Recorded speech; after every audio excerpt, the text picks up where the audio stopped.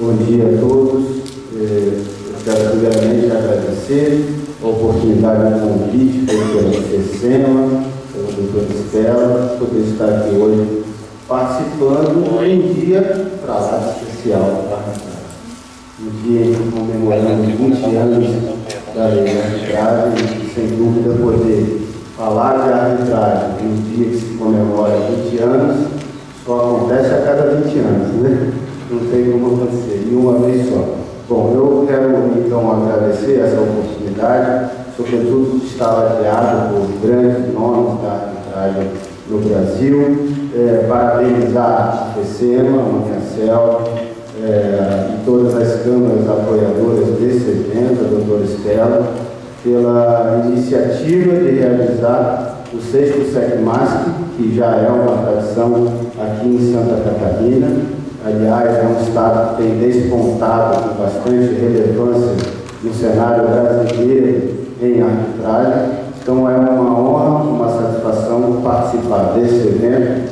E além de fazer esse registro, eu gostaria, antes de passar a palavra para os colegas poderem também conversar um pouco sobre cada um dos temas, e a gente vai fazer o painel de uma maneira mais leve, um bate-papo, uma conversa, e eu vou pedir aos colegas que se sintam sempre à vontade também, de poder fazer suas intervenções, contribuindo e enriquecendo o nosso diálogo, o nosso debate. Teremos também a oportunidade de abrir para perguntas da plateia, logo que encerradas as primeiras perguntas, talvez antes do coffee break ou logo depois do coffee break, a gente possa também ter a oportunidade de conversar, dialogar e cada um dos senhores pensar em perguntas temáticas sobre as áreas de arbitragem especializada com as quais nós vamos conversar.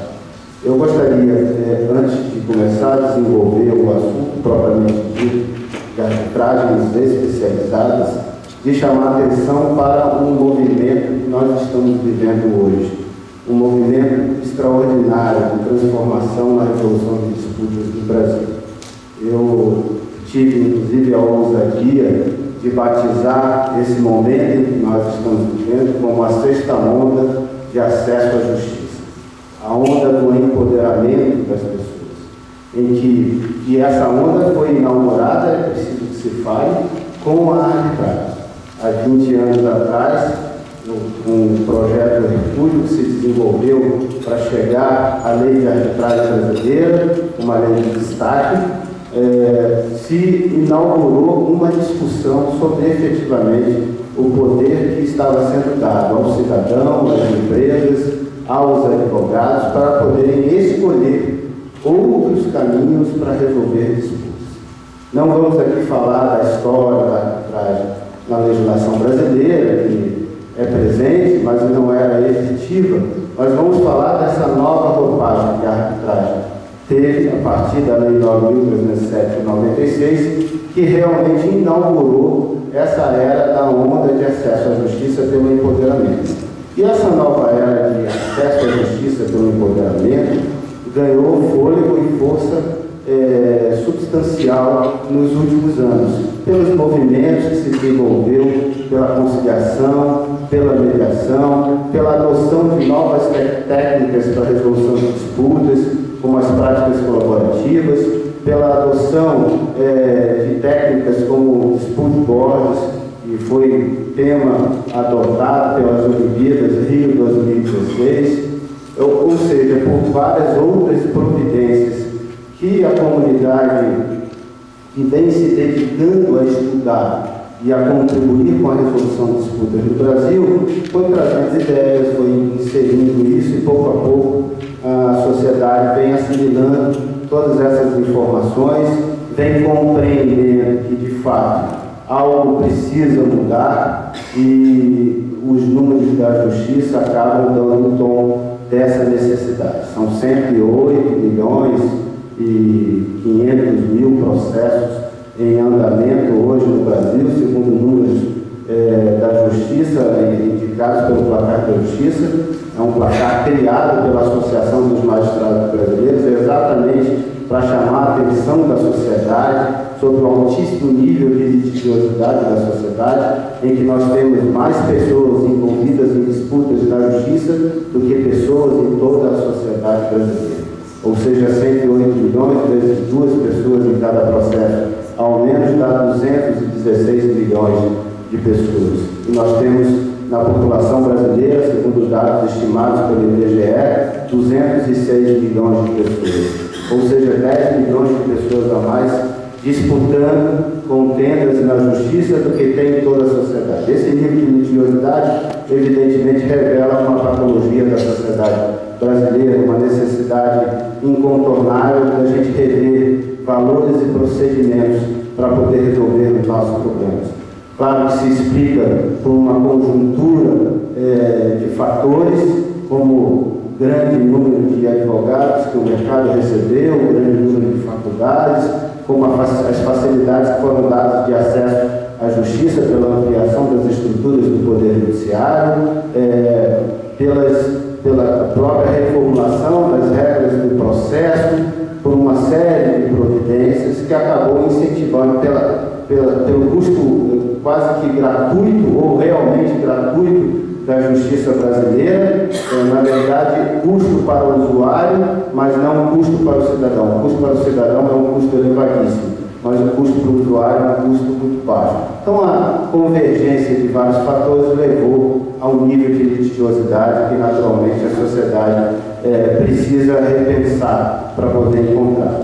E aí as providências de criar alternativas, metodologias, para poder fazer com que as pessoas possam construir a solução dos seus problemas a partir de um novo olhar, contribuem para que a gente possa transformar a resolução de disputas. Esse movimento, então, vem acontecendo nos 20 anos e a arbitragem inaugurou toda essa providência da onda de acesso à justiça. Mas depois veio os movimentos pela conciliação e mediação, incentivados vivamente pelo Conselho Nacional de Justiça, incorporados pelos Tribunais de Justiça estaduais e federais, de uma maneira importante, a conseguir dar demonstrações de estatísticas evidentes de que realmente isso funciona.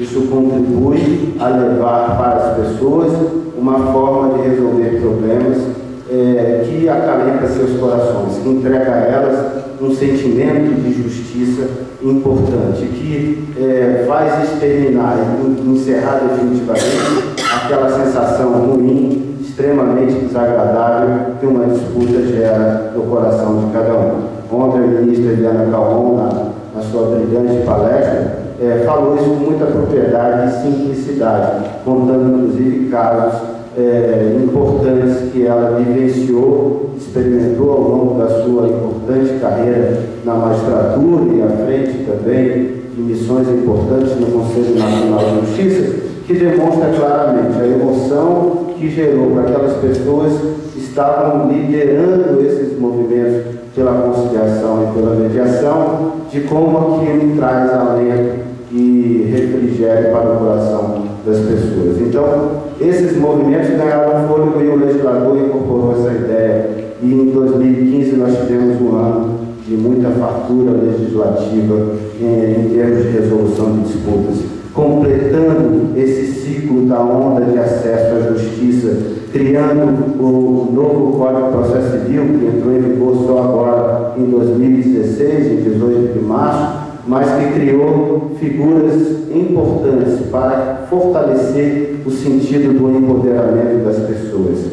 Não apenas por inserir o modelo da mediação obrigatória opt-out, obrigação no sentido de ir conhecer a metodologia, mas lá poder optar de não seguir com ela e ir para o caminho convencional da disputa, o modelo de que cada parte pode escolher efetivamente, que durante o processo quer adotar um caminho conciliatório e dar a isso o juiz a missão de estimular e atender o escopo de suspender o processo se necessário para que se possa estabelecer essa providência paralela de busca de uma solução consensual, e também o modelo que foi determinante, muito significativo, e alguns até falaram que isso era uma ameaça para a arbitragem. A gente talvez possa discutir um pouquinho disso hoje aqui, que é o negócio processual previsto nos artigos 190 e 191 do novo Código do Processo Civil,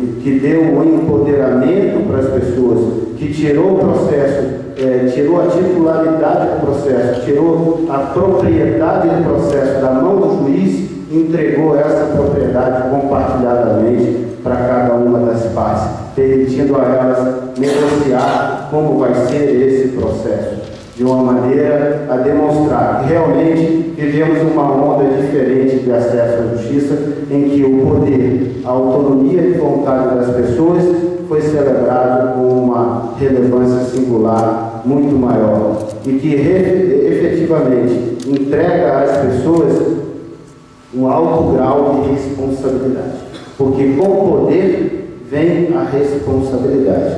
E é exatamente isso que nós, profissionais do direito, estudantes de direito, precisamos cuidar de lidar com muita atenção, com muito carinho nesse momento. Como nós vamos nos preparar suficientemente, e eu sei que o professor Carlos Vasconcelos vai falar um bocado disso na parte da tarde também, né, professor? Mas como nós, profissionais do direito, precisamos nos preparar suficientemente para ajudar as pessoas a exercer todo esse poder que lhes foi entregue pelo novo CPC, pela lei de mediação, que inclusive permite a mediação extrajudicial, e também pelas perspectivas efetivas de que as pessoas podem negociar como o processo vai se desenvolver. Então, nessa abertura, o que eu quero chamar a atenção é que esse poder está na mão de cada um de nós. E nós, advogados, precisamos nos preparar para orientar os nossos clientes como exercer com precisão, com qualidade, com eficiência e com responsabilidade. Se você vai colher um bom resultado, vai depender fundamentalmente das boas escolhas que você pode fazer. O cardápio está aberto na sua frente, com muitas opções. Qual prato você vai escolher depende do seu apetite, depende do seu interesse, das suas preferências, mas, sobretudo, depende de informação de qualidade que o cardápio vai te oferecer, ou que o médico vai chegar para você e te esclarecer como cada prato é preparado, quais são os ingredientes. Nós, profissionais do direito, somos esse médico. Precisamos conhecer o processo inteiro, de ponta a ponta, de lado a lado, para que objetivamente possamos orientar os nossos clientes a saber como escolher o seu prato preferido e, naturalmente, colher a melhor experiência de degustar aquela refeição. Quero agradecer a participação dos nossos colegas e vamos começar conversando com os colegas, vou apresentá-los aqui agora. Obrigado. Qualificação de cada um, que é extenso. São personalidades importantes na arbitragem no Brasil. Começar com meu amigo aqui, irmão, companheiro de luta de muitos anos, o Dr. Francisco Maia Neto, que é graduado em Engenharia Civil e Direito pela Universidade Federal de Minas Gerais, pós-graduado em Engenharia Econômica pela Fundação Dom Cabral, membro da lista de artes em Minas, São Paulo, Rio, Paraná e Distrito Federal, autor de livros sobre perícias, arbitragem e mercado imobiliário, presidente do IBAP Minas e do IBAP Nacional, integrante das comissões de juristas do Senado Federal e do Ministério da Justiça para a elaboração da Lei de Mediação e reforma da Lei de Arbitragem de 2013. Essa lei 13.129 que reformou a lei de arbitragem em 2015, fortalecendo a lei. Esse rapaz aqui ao meu lado é um dos grandes responsáveis pelo aprimoramento da lei de arbitragem. Secretário-geral da Comissão de Conciliação, Mediação e Arbitragem, membro da Comissão de Direito Imobiliário e Urbanístico do Conselho Federal da OAB, vice-presidente jurídico da CNI Secov Minas. Bom, deve ter uma outra lista aqui, muito maior, mas ele resumiu. Vou apresentar todos os painelistas e aí depois a gente começa a bater papo com cada um deles. Vamos falar agora da doutora Dejane Mara Marquizoni, que que é advogada, especialista em Direito Processual Civil pela PUC de São Paulo e Cesude de Goiás, assessora jurídica da Associação Comercial e Industrial de Rio Verde, agente de comércio exterior e professora universitária de Direito Civil e Direito do Consumidor, e uma grande conhecedora da parte de agronegócio. A gente vai falar sobre isso com ela. Vamos falar também com o doutor Adão Paulo Ferreira, que é advogado, especialista nas áreas trabalhistas, civil, contratos e Código de Defesa do Consumidor, consultor credenciado do SEDAI de Santa Catarina, professor da Unidade, Rio do Sul e UNC, Curitibanos, membro da terceira turma de julgadora do Tribunal de Ética e Disciplina da OAB de Santa Catarina, membro da Comissão de Direito Marítimo e Portuário da OAB de Santa Catarina, coordenador da Escola Superior da Advocacia da 13ª Subseção da OAB de Santa Catarina, pós-graduado em Direito Contemporâneo pela Universidade do Contestado, Curitibanos, mestre em Ciência Jurídica pela Universidade do Vale do Itajaí, com dissertação sobre Direito Portuário. E, para a gente fechar com chave de ouro aqui, a doutora Elizabeth de Almeida Abreu, que é bacharel em Direito e mestrado em Ciências Jurídicas Forenses pela Faculdade de Direito da Universidade Nova de Lisboa, pós-graduada em Mediação pela Universidade Cândido Mendes e em Direito Constitucional pela Fundação Getúlio Vargas e mediadora certificada pelo Tribunal de Justiça do Estado do Rio de Janeiro. Servidora do Tribunal de Justiça do Estado do Rio de Janeiro, com atuação de 2001 a 2015 como assistente de órgão julgador em gabinete de diversos desembargadores. Atualmente, trabalha na Escola de Administração Judiciária do Tribunal de Justiça do Rio de Janeiro, no setor de pesquisa e conhecimento de novos cursos. Meus caros, apresentado aqui nossos painelistas importantes, vamos agora passar a conversar um pouquinho sobre os temas. E eu acho que a gente poderia começar falando de um tema importante, que toca duas áreas relevantes. A área de direito imobiliário, que é a área imobiliária, e toca também a área de relações de consumo. A gente poderia começar conversando, e eu vou fazer uma provocação aqui com a doutora Elizabeth, para que ela possa começar falando, depois o doutor Francisco pode também dar um complemento, nos ajudando nessa discussão sobre a possibilidade efetiva da presença de uma cláusula compromissória nos contratos de relações de consumo.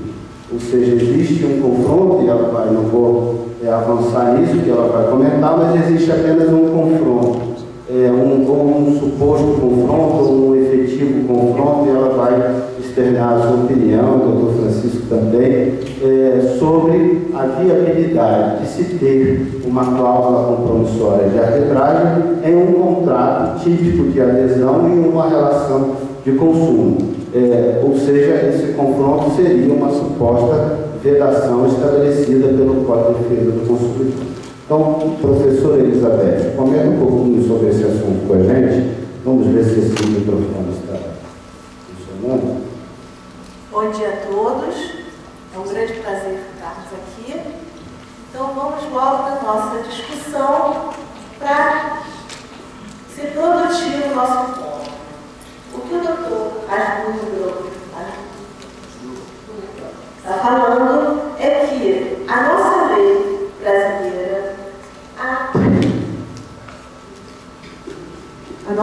brasileira, há um confronto de duas normas. Uma norma do Código de Defesa do Consumidor 51.7 e a lei de arbitragem, no artigo 4º, parágrafo 2º. Esse confronto dessas duas normas leva a uma insegurança jurídica, onde determinadas relações jurídicas seriam possíveis de se resolver pela arbitragem.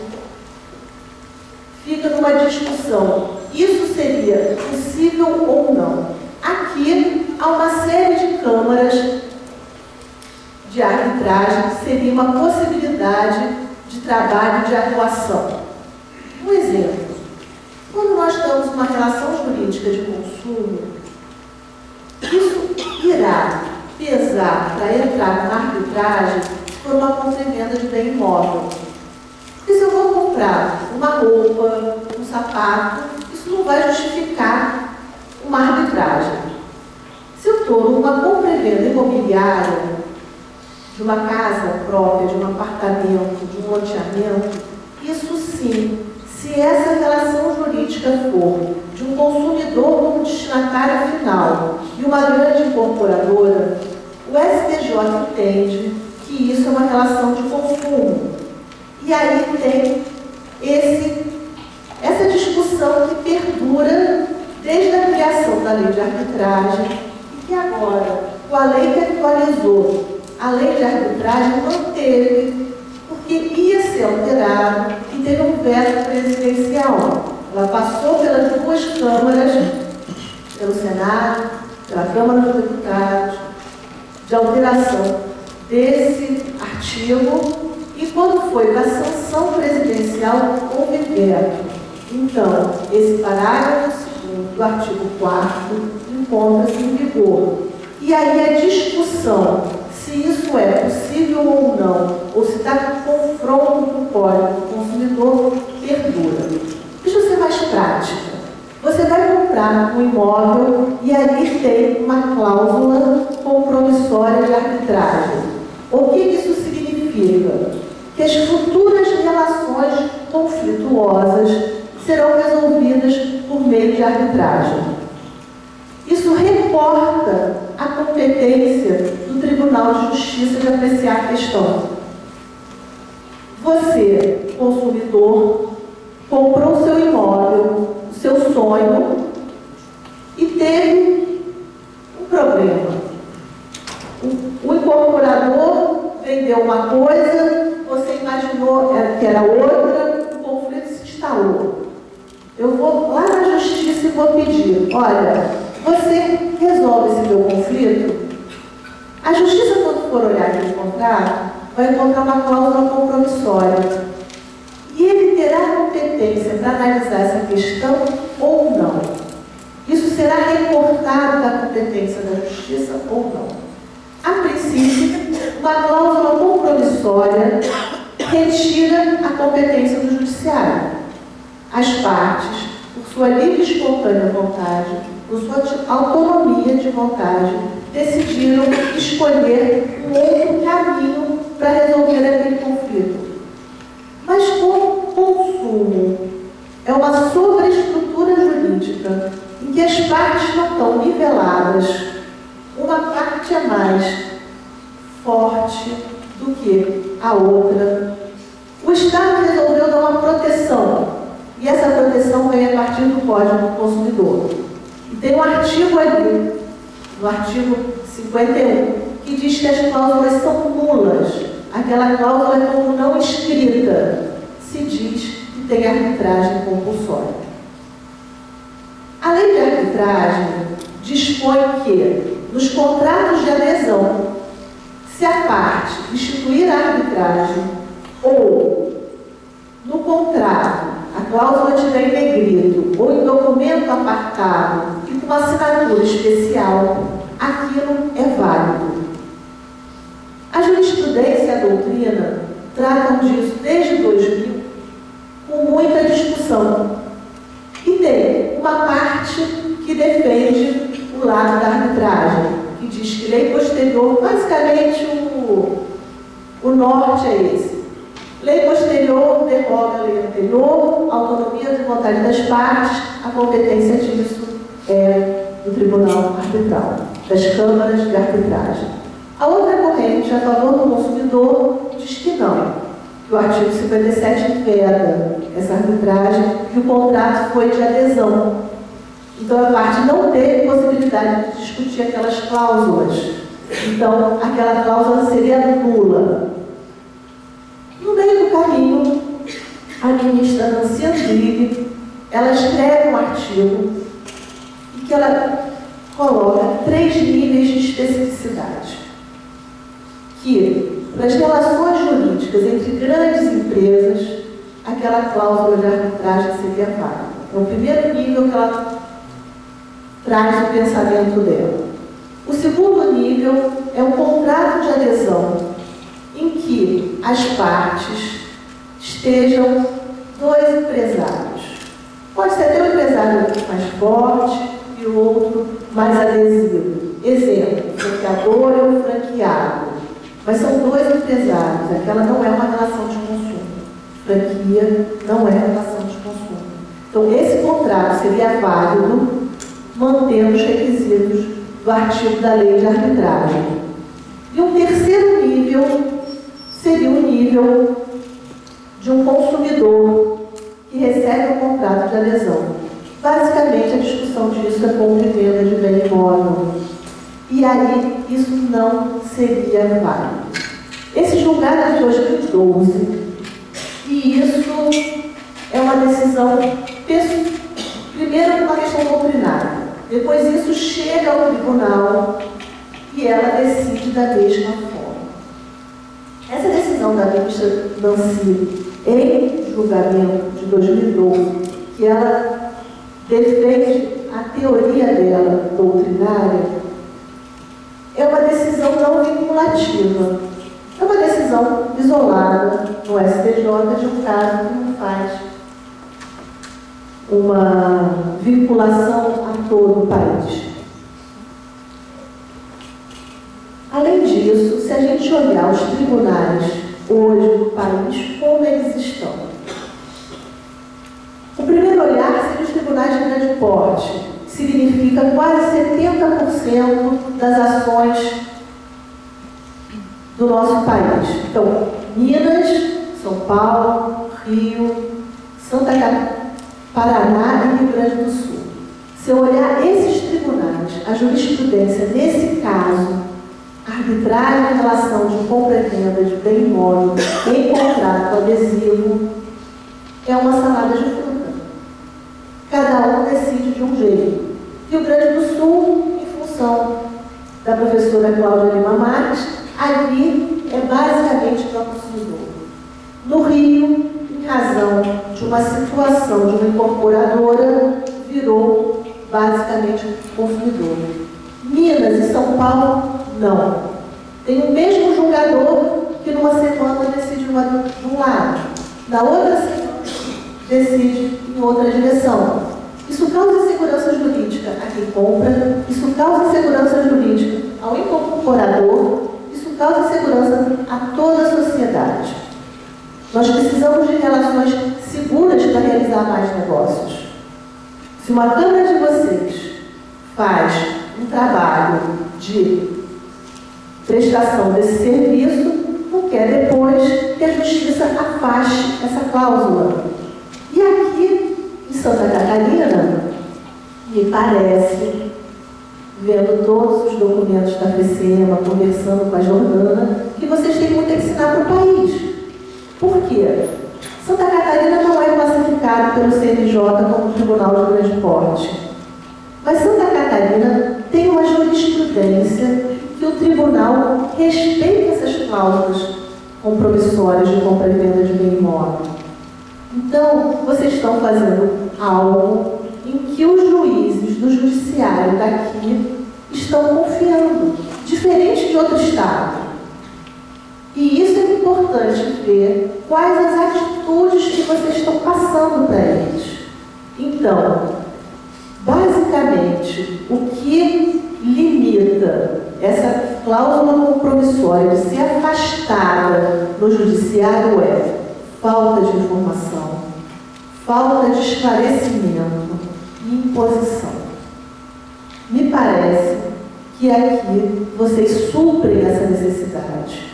E aí o tribunal de vocês mantém essa cláusula compromissória. No resto do país não é assim. E nós precisamos de segurança jurídica. Seria suprida com a alteração da lei de arbitragem de 2015 e que não ocorreu. Então vamos olhar num outro olhar. Como a Europa tem olhado isso? Porque, como eu fiz um mestrado em Lisboa, eu tenho um olhar um pouquinho europeu. Então, em 2013, a Comunidade Europeia, o Parlamento Europeu, lançou uma diretiva sobre relações extrajudiciais de conflitos de consumo. obrigando os países a transporem essa diretriz do seu ordenamento jurídico para todo mundo falar a mesma linguagem. Aqui a gente tem vários estados da federação, lá eles têm vários países, todos têm que falar a mesma linguagem. Se eu comprei um computador na Holanda e eu sou alemã, isso tem que funcionar bem, independente de eu ir lá de novo na Holanda para resolver.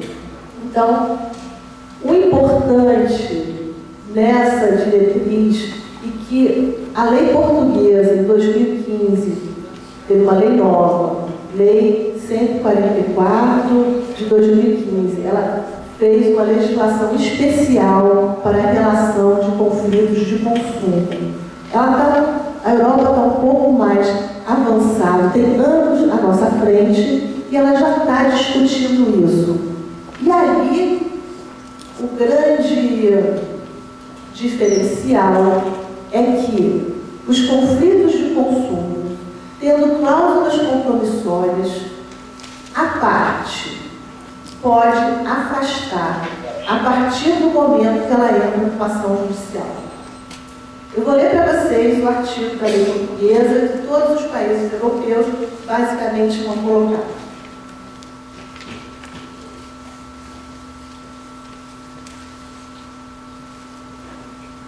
Efeitos da celebração de acordo prévio. Artigo 13.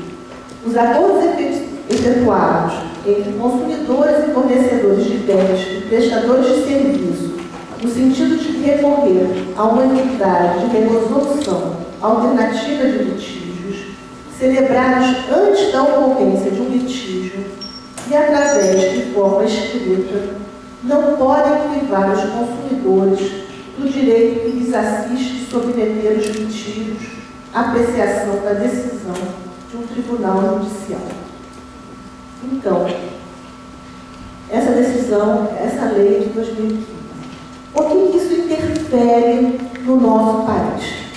Em 2016, o ministro Salomão julgou um caso que é 11.089.050 de São Paulo. Esse julgado é referente à compra e venda de bem imóvel em relação de consumo. E ele se inspira no direito europeu. Tem uma lauda enorme do julgado dele, em que ele diz todo o caminho que o direito europeu seguiu. Então, o direito europeu influencia a gente e está influenciando os nossos ministros e seus julgamentos.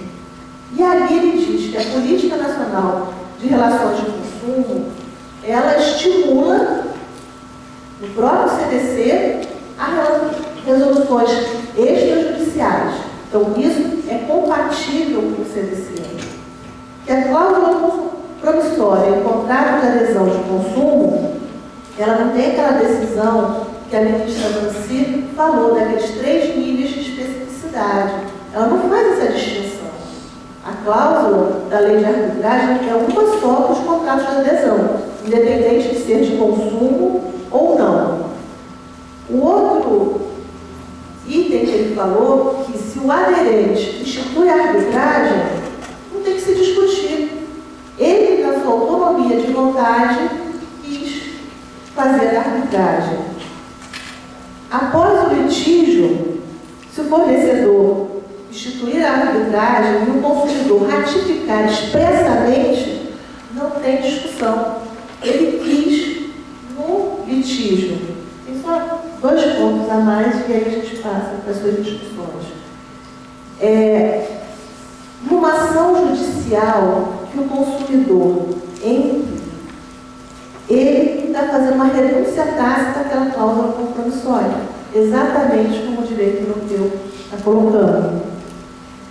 Porém, o fornecedor de prestação de bens e serviços, se ele demonstrar na ação a ausência de vulnerabilidade e que o consumidor não necessite daquela proteção, seria afastado essa proteção do consumidor. Essa é a discussão que está hoje em dia no teórica. O Dr. Francisco Maia Neto, ele tem uma experiência prática grande nisso. A A minha experiência é muito teórica, de legislação.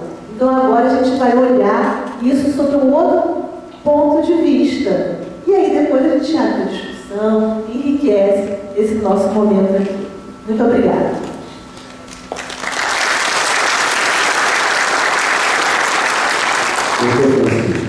Como ela já ensaiou aqui a sua, eu quero só acrescentar um plus para a gente poder enriquecer a conversa. Ela escreveu a perspectiva dos tribunais brasileiros, escreveu um historial a posição da ministra Nancy Andrighi, que tem sido uma das grandes defensoras da consolidação da arbitragem no Brasil, diga-se de passagem. E ela pontuou a diretiva da regras europeia e, sobretudo, da lei portuguesa, que acaba dando um tom nisso, e fez um comentário a uma decisão do ministro Felipe Salomão, que, inclusive, foi quem presidiu a comissão de juristas da qual Vossa Excelência participou, né, honrando aquela comissão, e que propôs uma mudança na reforma da lei de arbitragem que foi vetada pela Presidência da República. Queria que você comentasse esse ponto, mas eu queria que você avançasse um pouquinho mais também, se possível, a gente já esteve discutindo isso em uma outra oportunidade, sobre aquelas boas ideias de como poder dar vida a uma cláusula compromissória dentro do contrato com o consumidor, sem que realmente caia nas restrições estabelecidas no CDC. Bom dia a todos. Não poderia deixar de registrar meu agradecimento à FECEMA por esse convite, que não é a primeira vez que vem. Então, estou renovando esse agradecimento, a honra de dar para vocês, estar nessa mesa, que não é mesa, esse talk show, da forma mais moderna, descontraída. E como já ontem adiantamos, aqui numa conversa formal, eu procuro tratar isso com alguma simplicidade. Não que o assunto seja simples, mas eu tento tratá-lo de uma forma simples sobre dois pontos. O primeiro deles, uma indagação. A compra e venda de imóvel é uma relação de consumo? Óbvio que sim. Não existe discussão desse sentido. Então, aplica-se o Código de Defesa do Consumidor, sim. Desculpa, imóvel novo, relação entre construtor, produtor e consumidor. Perfeitamente. Qual é o consumidor final? Bom, nesse caso, a cláusula do artigo 51, ele é perfeitamente aplicável. Eu acho que também isso é ponto pacífico, na minha modesta opinião. Então, o que ela fala? A arbitragem não pode ser compulsória. Aí me desculpe, não é questão de direito, é questão de língua pátria. Compulsória é aquilo que é obrigado, certo? Obrigatório. Eu não tenho outra opção. Bom, segundo ponto.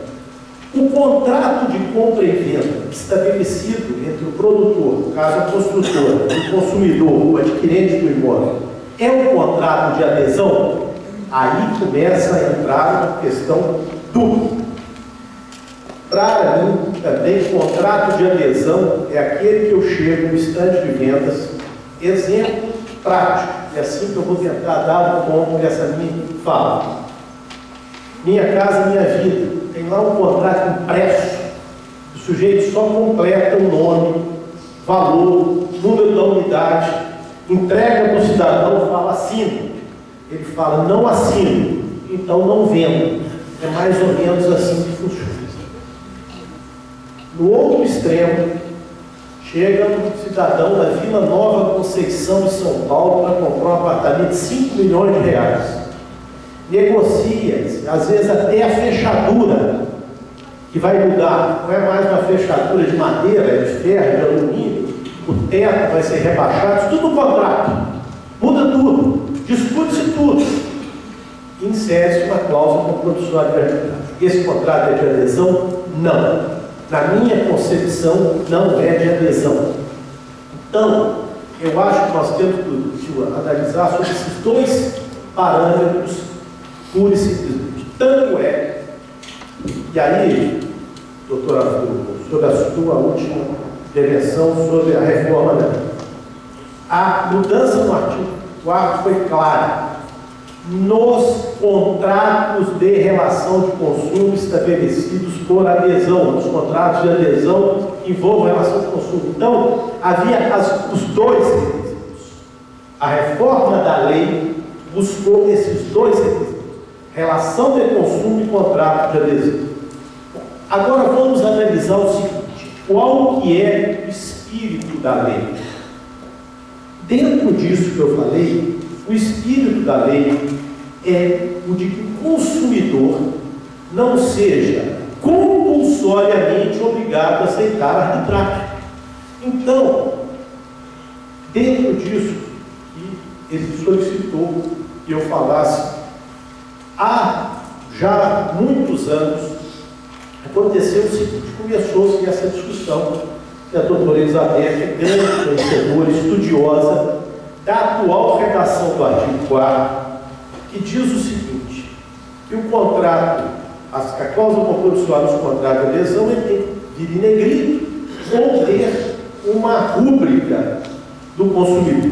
Bom, é claro que isso não tira um aspecto compulsório também no nosso entendimento, porque chega-se com um contrato pronto, ainda que grifado em negrito, com espaço para a rúbrica, aquilo ali não é uma forma de haver opção. Entretanto, acabou de nos ensinar a professora Elizabeth que ele pode vir inserido no próprio contrato ou em instrumento apartado.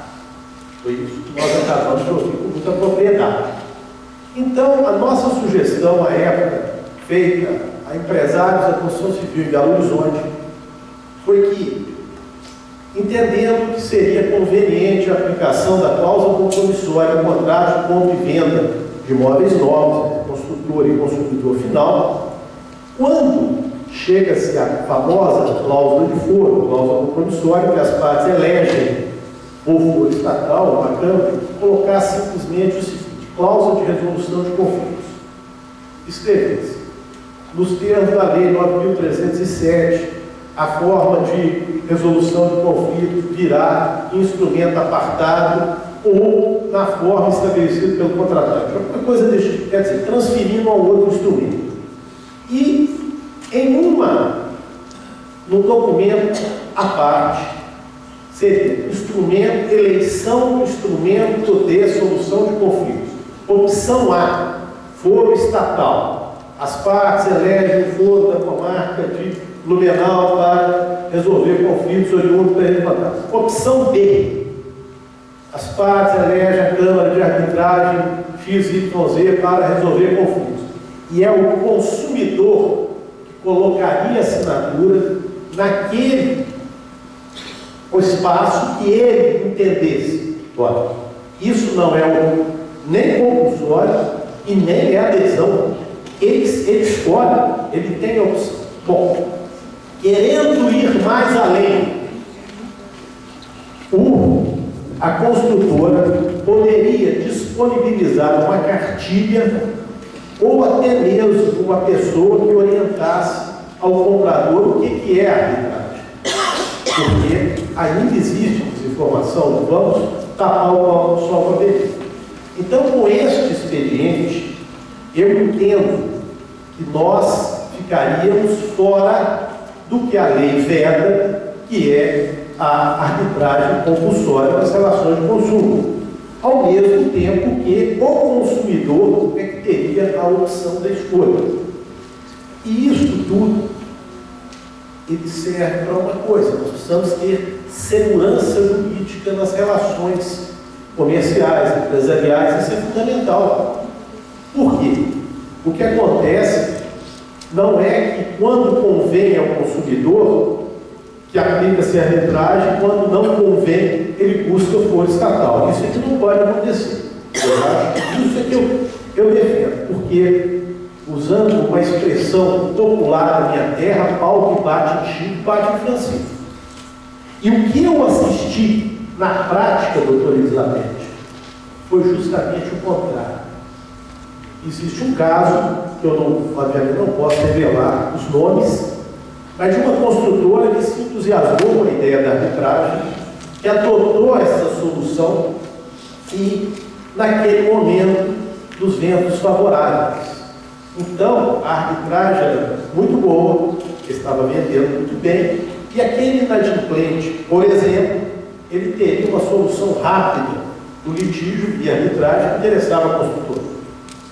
Quando o mercado começou a atrasar a entrega, quando os consumidores passaram, então, a entender a vantagem da arbitragem, eu vi inúmeros, inclusive, participei de julgamento nesse sentido, que a construtora não entregava, o sujeito tinha que alugar um apartamento, em 6 meses, o consumidor tinha um título executivo em mãos, que a construtora estava condenada a pagar a multa, a pagar os danos materiais, em alguns casos até dano moral. Vamos entrar no mérito do julgamento, mas também era possível essas três condenações. Às vezes, em 6 meses, o consumidor tinha um título executivo e que ele, obviamente, receberia, que a construtora não queria uma execução porque não compensa. O que aconteceu? A construtora falou: não, o jogo mudou, agora não me interessa.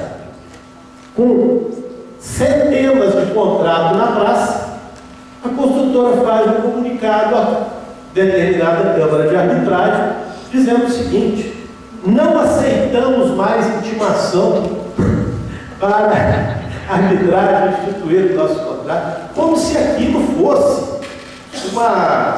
um jogo de futebol. Você falou: eu não vou poder amanhã, não, tá, doutor Azul? Senhor, desculpa, não é assim. A cláusula compromissória é não oficial. Não oficial. Não oficial era exatamente. E perderia os pontos. Mas o que acontece é o seguinte: eles, no primeiro momento, tiveram essa reação. A Câmara, então, explicou que eles tiveram 2 ou 3 procedimentos que não compareceram, foram condenados e viram que realmente tinham feito um caminho equivocado, e aí voltaram a participar das arbitragens, porque a Câmara, a cláusula compromissória, ela é vinculante, um caminho sem volta. Então, o que eu assisti na prática até foi o contrário, foi quando o consumidor se beneficiando dessa coisa. E para terminar, eu vou somente, até porque nós temos muita coisa ainda para conversar, e contar um outro caso que aconteceu também em Belo Horizonte, e que eu narrava ontem para eles, que é reprovável, em que uma determinada construtora lançou um empreendimento cujas unidades foram vendidas em torno de R$300 mil. Eu fui procurado por uma compradora, porque a obra foi paralisada e o prazo de entrega encerrou-se já ainda no esqueleto. Porque ela queria receber o contrato, recebeu o dia, aquelas coisas. Quando eu fui ver o contrato, elegia uma cláusula compromissória, uma Câmara, obrigando, que previa composição de um tribunal de 3 membros, e eu fui fazer uma conta, essa arbitragem não sairia por menos de R$150 mil. Quer dizer, 50% do valor do apartamento seria o custo da arbitragem. Eu também acho que isso é de uma simplicidade franciscana. Essa cláusula é inexequível. Simplesmente isso. Então ela não se aplica. Porque aí, nesse caso, ele está sendo não compulsado a uma arbitragem, mas sim compulsado a arcar com um custo que é desproporcional. Doutor Maio, concordo plenamente com a cláusula executiva, mas um ponto que criaria a dificuldade, do ponto de vista da prática de resolução desse problema, é que isso teria que ser discutido em algum fórum. Ou seja, no primeiro momento, pela política da competência, teria que discutir na própria Câmara, sem provocar lá. E aí tem que se recolher as custas antes, não que vem antes e que vem depois, que estaria talvez paralisação. Se fosse para o judiciário, a outra parte poderia levantar a convenção de arbitragem, e isso tem que enfrentar uma grande discussão só para discutir da familiar ou não, ou seja, estaria entre o enfrentamento da discussão de fundo, propriamente dita, da divergência do conflito que tem entre as partes, da discussão de meio, que é onde vamos tratar. Então, talvez há se avançar um pouquinho no nível de doutrina mais sobre como tratar isso de uma maneira mais expedita e talvez até uma futura mudança legislativa ter alguma previsão dos limites econômicos da viabilidade dessa causa. Alguma coisa que dê mais segurança jurídica. Me preocupa esse aspecto, que eu tenho visto isso vira uma armadilha, uma camisa de força em muitos contratos, quando a arbitragem é utilizada de uma maneira a inibir a própria discussão, ou seja, de manter o controle na mão daquele que tem a maior força do contrato. Sua observação é perfeitamente cabível e nós já tivemos uma decisão em primeiro lugar na região do ABC em São Paulo sobre isso.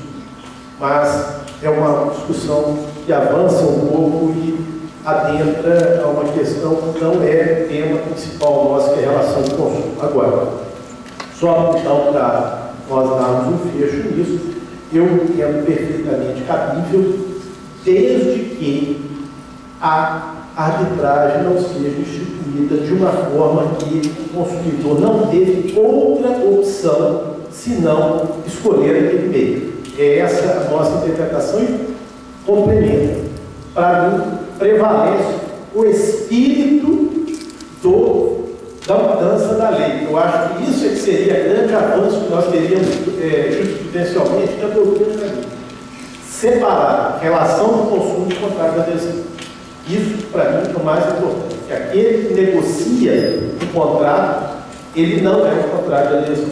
Então, isso é que nós temos que diferenciar. Eu vou deixar, então, que outros intervenham e a sua dar esse depoimento prático.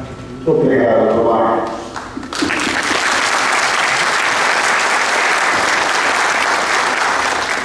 Eu vou pegar o gancho dessa mesma discussão aqui e vou incluir um pouquinho a doutora Adriana no texto. E na segunda parte, logo após o intervalo, que é daqui a pouquinho, né, a gente vai ter então a oportunidade de conversar com o doutor Adão sobre temas ligados ao direito marítimo, portuário, que envolvem a utilização da arbitragem, mas pegando o gancho com o agronegócio, já que nós estamos falando de contrato de adesão, no agronegócio é bastante comum que nós tenhamos, de um lado, uma grande corporação, uma organização muito grande, muitas vezes de ordem mundial, ou seja, uma empresa mundial, que tem muita força. E, do outro lado, pequenos produtores, né? Ou seja, fazem um contrato com esses pequenos produtores que, naturalmente, não têm nesse equilíbrio da negociação a mesma capacidade de poder estabelecer regras contratuais. Lá no ambiente do agronegócio, isso tem sido um problema ou não? Ou seja, o produtor não tem se incomodado de ter a previsão da arbitragem no contrato em que ele é inserido e ele a utiliza feliz de estar indo por esse caminho, ou ele tem visto isso com preocupação ou debatido sobre a não aplicação, o vício de vontade na escolha do caminho da arbitragem nessas relações contratuais? Bom dia a todos. Eu quero agradecer a FECEMA pelo convite e fico muito feliz de voltar ao meu estado natal. Eu estou longe de Santa Catarina há 25 anos, mas eu sou daqui também. Bom, nós sabemos da importância do agronegócio para o país. É um mercado que cresce de forma vertiginosa e nós tivemos só no ano passado 46,2% das exportações vieram do agronegócio. E aí nós temos vários modelos, né, doutora Zucco? Desde o agronegócio, comentado pela iniciativa da economia familiar, do pequeno produtor rural, como grandes empresas do agronegócio. Em Goiás, nós temos grandes negócios, então lá nós não trabalhamos com a economia familiar. É raro isso, salvo no sistema de integração, que é um sistema que foi criado aqui em Santa Catarina. Aqui nós já temos um agronegócio um pouco menor, ou na maioria das vezes dessa forma. Como acontece de uma forma geral? O agronegócio, ele recebeu bem a arbitragem. Por quê? É uma atividade muito eficaz e ela não pode esperar. Nós temos hoje, na maioria dos estados, 2 safras ano. Quando eu trato de irrigação, é produção o ano todo. Então, o produtor pequeno, médio ou grande, ele não pode se dar ao luxo de esperar a demora no judiciário em qualquer situação.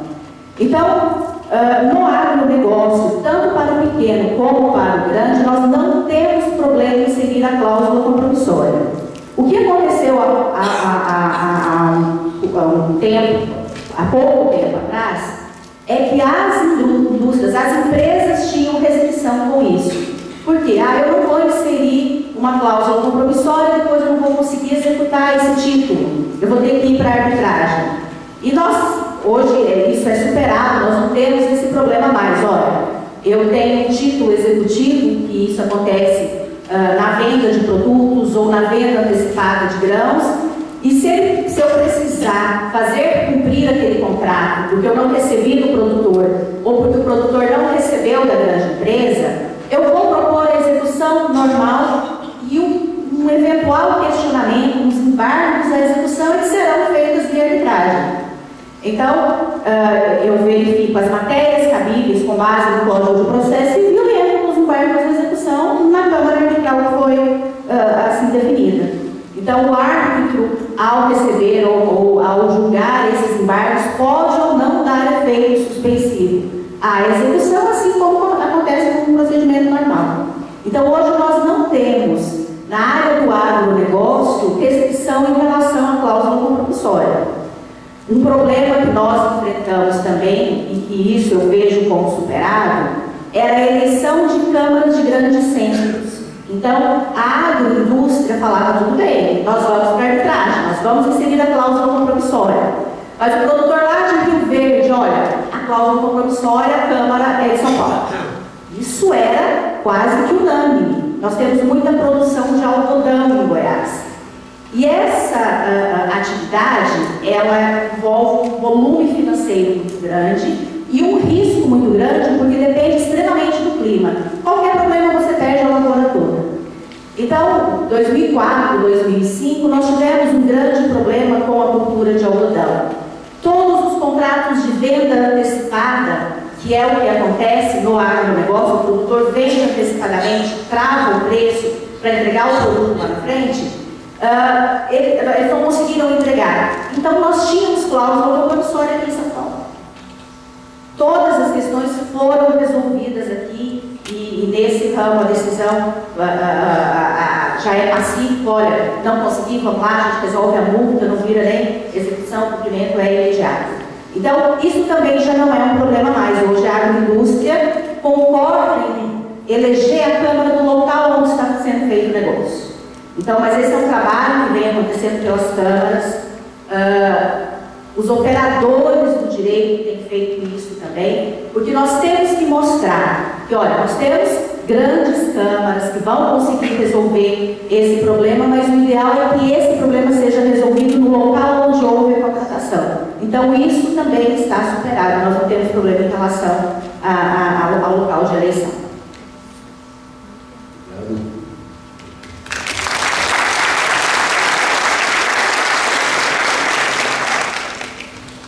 Doutora, você falou aí do contrato de integração que começou aqui em Santa Catarina, um exemplo, talvez, com a questão dos frangos, dos suínos, né? Eu acho que nesse caminho. E existe uma legislação nova que trata sobre a possibilidade, inclusive, de ter uma comissão que vai tratar das conciliações envolvendo essas divergências entre os produtores e essas grandes integradoras. E como você encaixaria aí a arbitragem no contexto dessas comissões ou posteriormente a elas? Bom, o modelo de integração surgiu aqui. É um modelo de Santa Catarina que foi criado pela antiga Sadia e é um modelo que se espalhou para o Brasil todo. Hoje, em todos os estados, nós temos essas situações. Goiás também, nós temos uma grande integradora em Rio Verde, a maior planta da América Latina, está instalada em Goiás hoje. Apesar de nós termos um modelo desde a década de 50, nós não tínhamos uma legislação específica. O Estatuto da Terra afastava isso, então nós tínhamos um contrato atípico. Eu aplicava algumas regras da parceria rural, outras do arrendamento de uma forma meia torta, e aí nós íamos para o Código Civil, e assim por diante. Cada estado pensava de um jeito e era um problema sério. E existem muitos conflitos na integração. Então, agora em maio foi publicada a Lei 13.288, que regulamenta esse sistema de integração vertical que nós chamamos. E a lei traz a criação das CADEPs, que são comissões de conciliação entre integrados e integradoras. É uma composição paritária, formada por representantes da integradora, dos integrados e das associações que representam os integrados.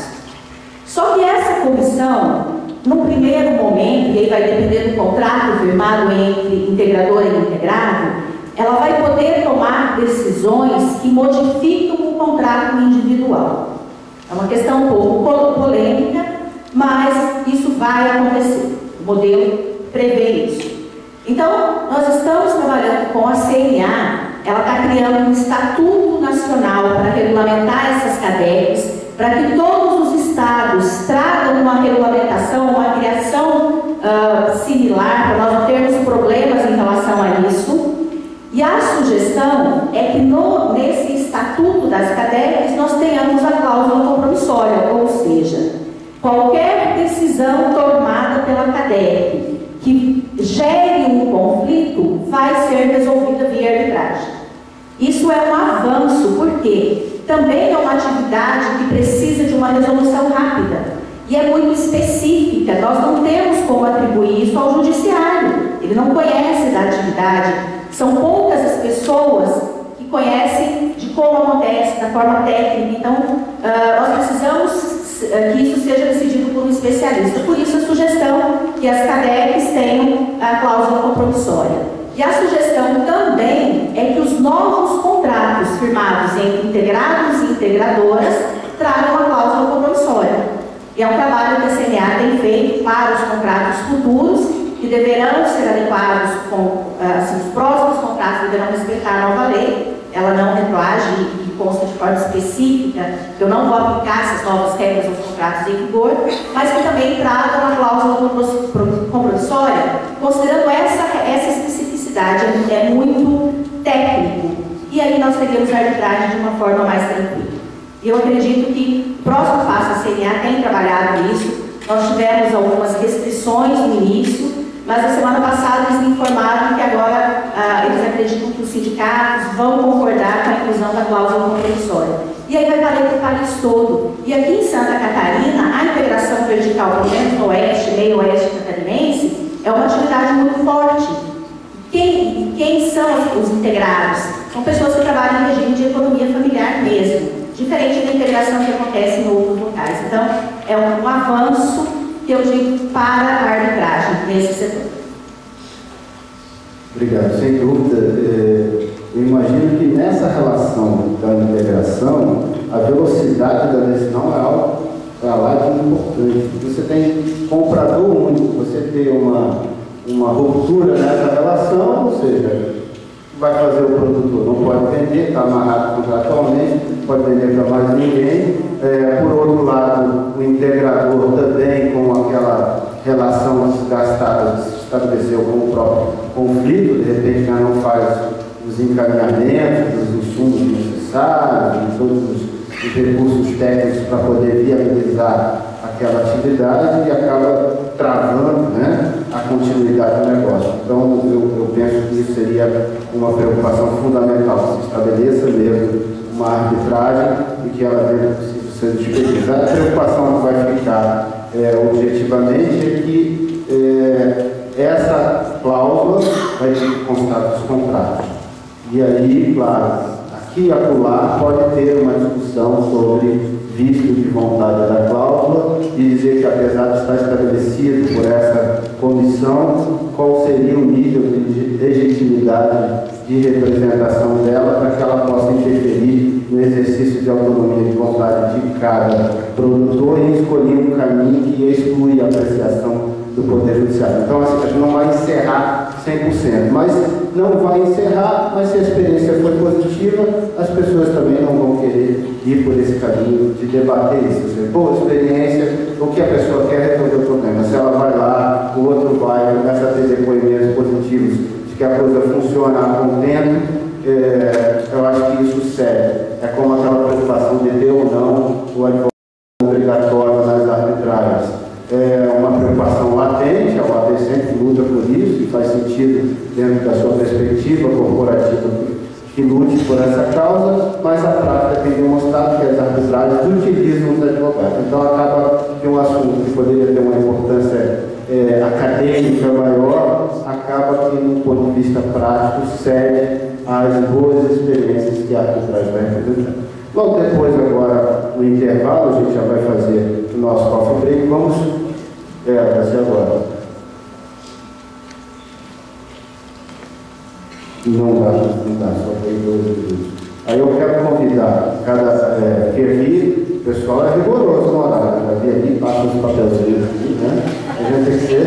eu levei uma bronca na abertura aqui, que eu tinha passado tempo. Exatamente. E o doutor Maia é especialista nesse assunto também, que a gente conta essa história dele do cavalinho.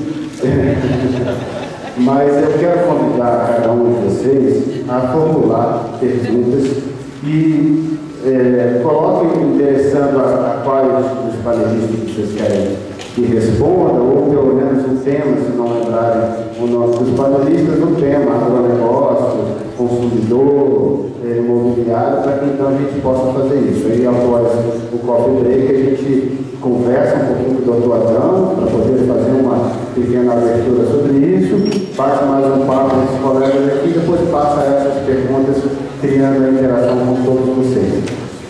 Nós temos aqui mais um minuto. Você quer fazer algum complemento? Eu só queria que a reunião depois ela comentasse a experiência também deles com a Câmara relativa ao grão, porque aí eu quero passar essa experiência no mercado imobiliário também, que é o que eu chamo de arbitragem técnica, mas isso fica para depois do tempo.